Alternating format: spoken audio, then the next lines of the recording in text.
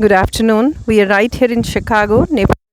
With me is Kush Gohil from Kohana, Chicago.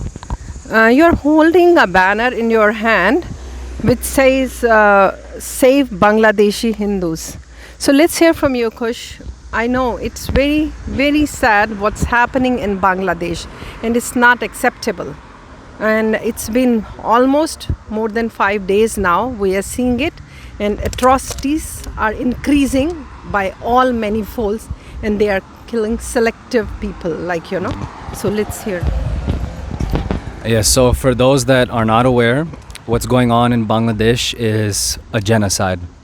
There are crimes against men, women, children, gender based crimes, outright murders. Hindu temples and homes in villages are being burnt down.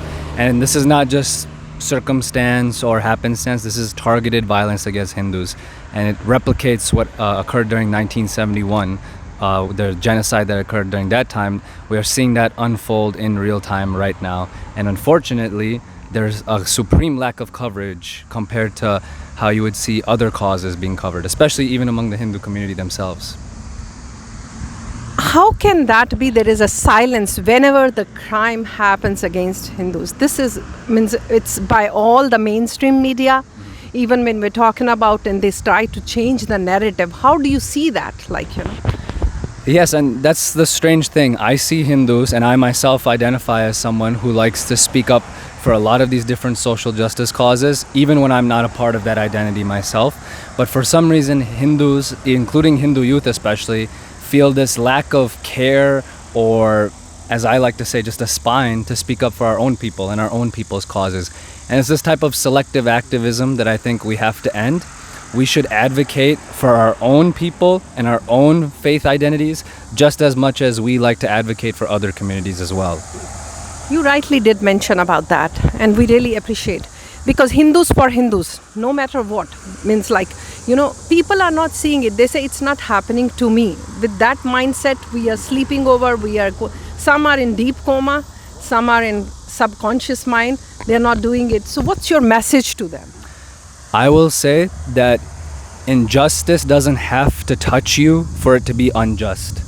And the thing is, you don't even have to be Bangladeshi to care. You don't even have to be Hindu to care. You just have to be a human being that has empathy, that has emotions, that has social justice as part of your identity, or even somebody who is trying to speak up for something greater than themselves. That's all you have to be as a person. I don't have any special qualifications. You don't have to have any special qualifications to speak out. All you need is the will to make things happen. Let's no to the violence which is happening to the Hindu community in Bangladesh or anywhere on the globe. It's a big no-no, I think. Silence is violence. Thank you so very much. We really appreciate. Thank you, And Vandana we ji. wish that this thing to stop. When we talk about United Nations, this organization, they have to wake up. So it's like a lot of wake-ups and shake-ups has to happen. It cannot be as it is convenient to them, I would say even if it's only 4 or 5 people that you can gather to speak up or do some sort of demonstration, do so. Doing some action is better than inaction. Thank you, Kush. Really appreciate it.